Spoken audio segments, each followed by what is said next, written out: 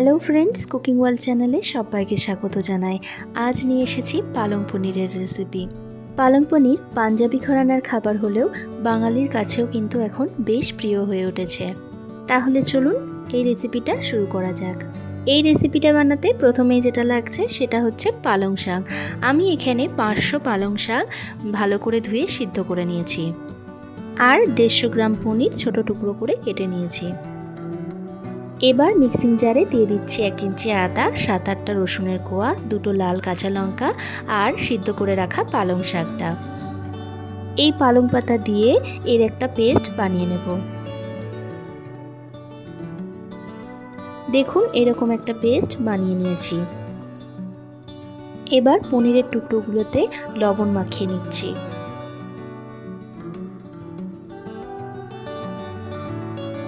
এরপর কড়াই তেল গরম করে পনিরগুলোকে ভেজে নেব। পনির কিন্তু এখানে খুব বেশি ভাজার প্রয়োজন নেই, সামান্য একটু লাল লাল হলে পনিরগুলোকে তুলে নিচ্ছি। সমস্ত পনিরগুলো ভেজে তুলে নিয়ে এবার এর মধ্যে ফোড়নে দিয়ে দিচ্ছি একটা এলাচ আর অল্প একটু দারচিনি। ফোড়নটা একটু হয়ে গেলে ছোট করে কেটে রাখা একটা ছোট সাইজের টমেটো এর মধ্যে দিয়ে দিলাম।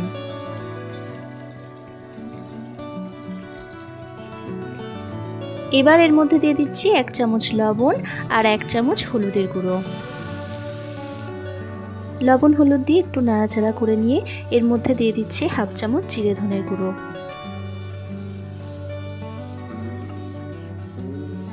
একটু নাড়াচাড়া করে নিয়ে এবার দিয়ে দেব বেটে রাখা পালং শাকটা।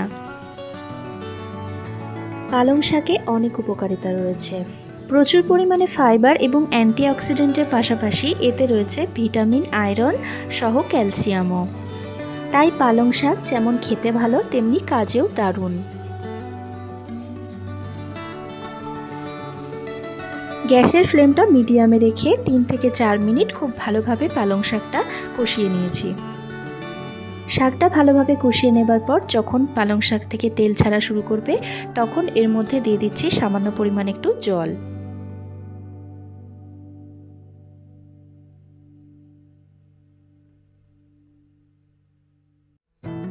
পালং পনিরের এই রেসিপিটি মূলত পাঞ্জাবি খাবার হলেও বাঙালি রান্নাঘরেও কিন্তু এর কদর কোনো অংশে কম নয়।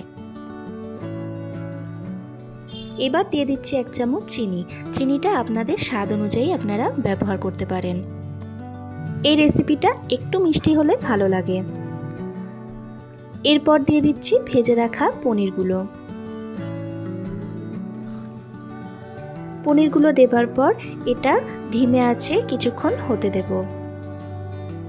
অন্যদিকে কড়াই তেল গরম করে একটা বড় সাইজের পেঁয়াজ ছোট করে কেটে নিয়েছি, সেটা এবার ভেজে নিচ্ছি।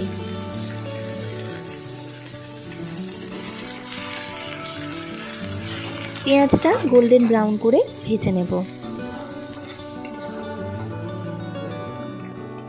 এরপর ভেজে নেওয়া পেঁয়াজটা দিয়ে দিচ্ছি পালং পনিরের উপর।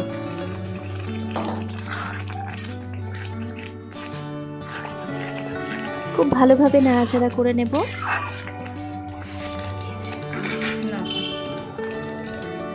সবশেষে দিয়ে দিচ্ছি 1 চামচ বাটার।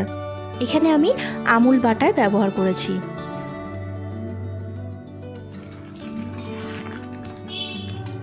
বাটারটা দেবার পর বাটারটা খুব ভালোভাবে মিশে গেলে নামিয়ে নিলেই রেডি পালং পনিরের এই রেসিপিটি। গরম রুটি, পরোটার সাথে পালং পনিরের এই রেসিপিটা কিন্তু খেতে দুর্দান্ত লাগে। আমার চ্যানেলের রেসিপিগুলি যদি আপনাদের ভালো লেগে থাকে তো চ্যানেলটিকে সাবস্ক্রাইব করে পাশে থাকবেন। ধন্যবাদ।